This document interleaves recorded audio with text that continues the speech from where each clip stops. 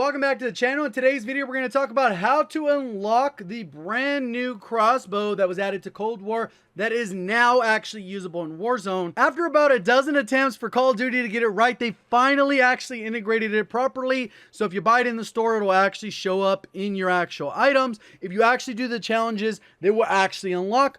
But the problem is it does not work the way it did in Modern Warfare, where you're able to join a match and instantly leave as soon as you've done that challenge. It doesn't actually track until you've made it all the way to the end. So in today's video, we're going to talk about how to get it faster, some tips to make it a little bit easier, and how it compares to the Modern Warfare Crossbow, which is already in Warzone. So we'll kind of do a little bit of head-to-head. I already did a lot of the testing live on stream over on Twitch, so if you saw that, appreciate you hanging out there. If you enjoyed this video, learned something new, please do me a favor, hit that like button. If you're brand new, want to find your way back, double check, make sure you are subscribed with notifications on. So the first thing we're going to take a look at here is the challenge. You need 3 kills, 1 shot, 1 kill medals, and there's pretty much only a couple different ways to do this.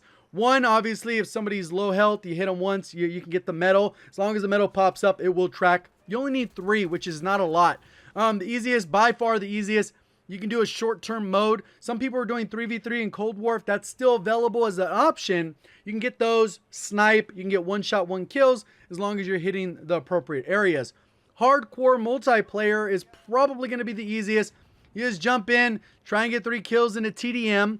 Ideally Nuketown, because those matches go a little bit faster. Obviously, the scores up to 100, but the matches are probably about 4 or 5 minutes, meaning that it will take you about an hour without loading time to unlock this from beginning to end. If you're just lobby shopping for those individual challenges, which is just the 3 kills right out the match, hopefully it throws you in a match in progress, what the game is definitely known for, and then you're able to get those 3 kills, move on.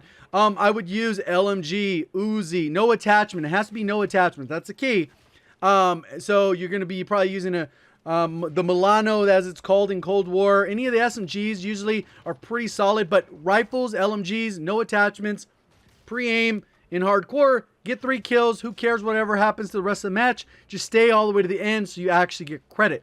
So pretty straightforward there. In Warzone, you're going to want to do this, and the only really way to do it is with the sniper, which makes it pretty difficult. You're going to probably want to go ahead and do this with the HDR or the AX50, primarily because their base default optic is pretty good. Maybe you go with the Tundra or the Pellington.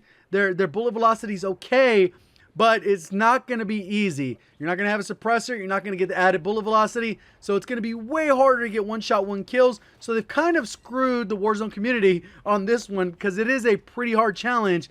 1 shot, 1 kills, and no optics or no attachments other than what the gun has by default with no attachments equipped. So those are the main 2 ways.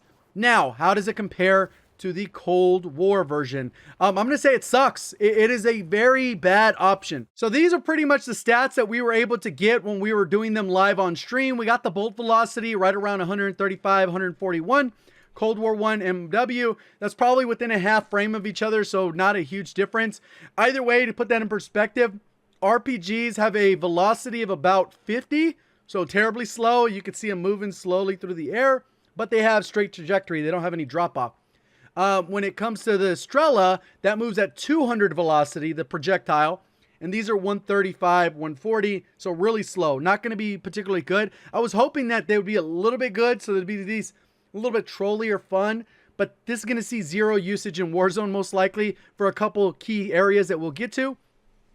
So right here we have the reload. If we put on the sleight of hand for the Modern Warfare one, you get about 1.68 sleight of hand version, 1.8 for the Cold War. Stopping power, you actually get 3 bolts on the Modern Warfare version compared to 1 bolt over on the Cold War version. ADS speed, it does ADS way faster. Like I said, they're limited in optics, so you're kind of torn by how good they are. Movement speed, they move faster like almost every Cold War weapon.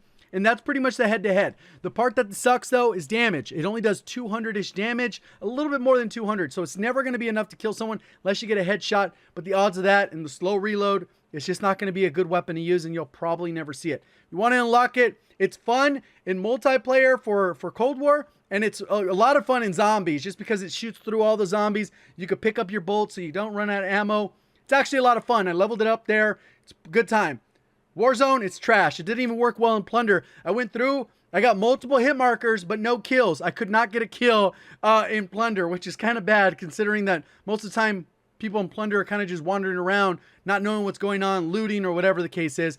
And that's pretty much it. Hopefully you guys did enjoy the video, learned something new. Maybe you have a little bit of fun with it in multiplayer or zombies, but I really don't see it having a place in Warzone, even as a troll class setup. You're better off going with the regular crossbow that has all these great options and has the potential to down and finish a player if you end up hitting them. If you enjoyed the video, hit the like button. If you're brand new, want to find your way back, double check, make sure you are subscribed with notifications on. Appreciate all the support. Thank you for watching. As always, have a great day.